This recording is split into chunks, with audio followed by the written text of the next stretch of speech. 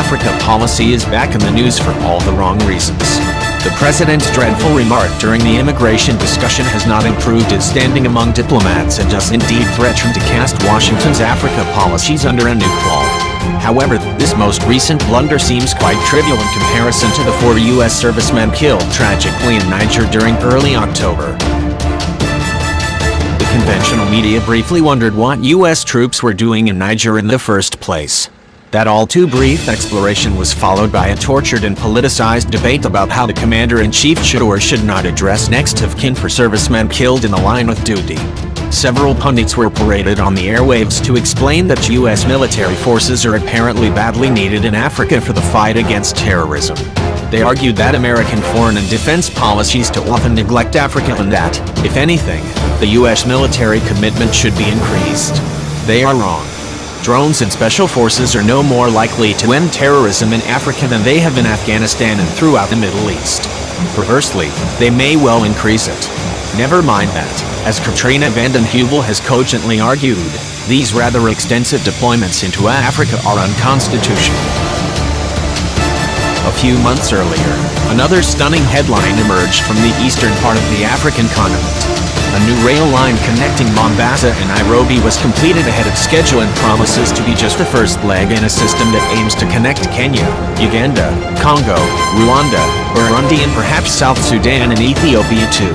That impressive feat was achieved substantially with Chinese engineering and investment. Are we thus confronted here by two contrasting models of Africa policy?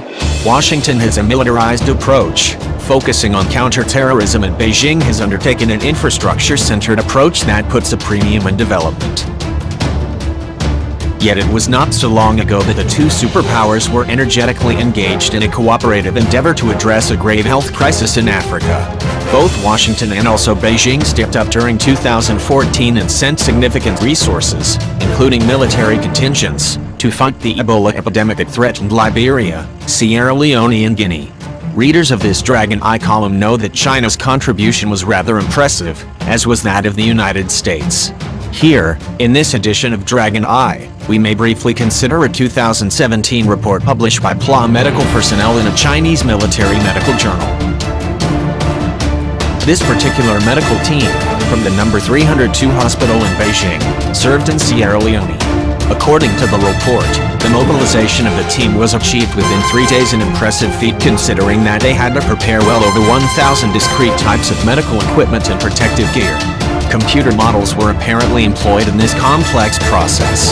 They are proud to have innovatively researched an Ebola patient management model, EVD. That system involved a process of triage, as well as rotation of doctors and nurses, so that medical personnel each worked shifts that did not exceed 2 hours, due to the difficulties of working in personal protective gear, in exceedingly high temperatures.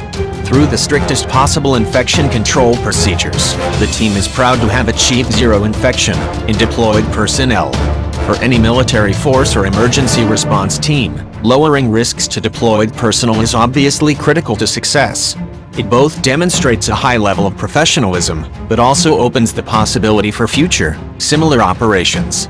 During the roughly 6-month deployment, this team, running 2 treatment centers, treated 883 cases of suspected Ebola with 295 confirmed cases.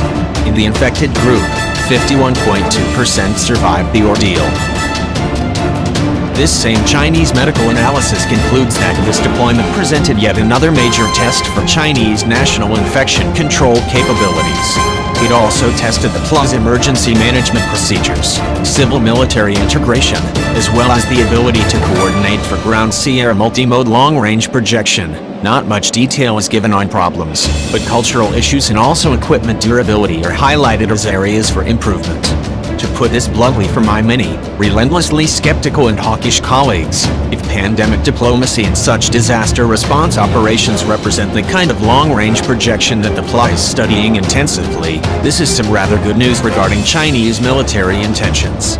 The lead article, moreover, in a very prestigious Chinese international relations journal, the Journal of International Studies, published in mid-2017 by Peking University, implies that pandemic disease diplomacy is not a minor subject in the Chinese capital. That study observes that China is particularly vulnerable given its very extensive global trade footprint, but also suggests that health issues should be a major thrust of China's Belt and Road Initiative.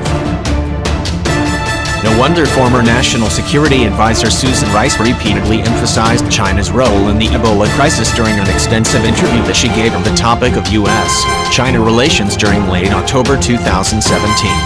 She concluded the interview by describing a scene in which Chinese and Americans worked together on an airport tarmac in Liberia to unload much-needed aid from a Chinese aircraft.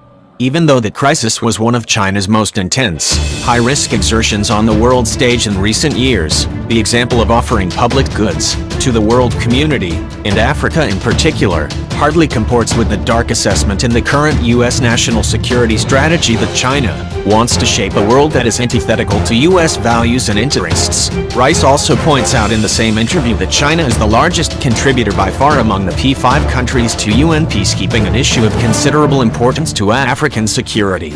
One could cite many other examples of China's rather benign foreign policy, not least the Belt and Road Initiative, as a means to offer Central Asia, the Middle East, and Africa a much more promising future than turmoil and radicalism.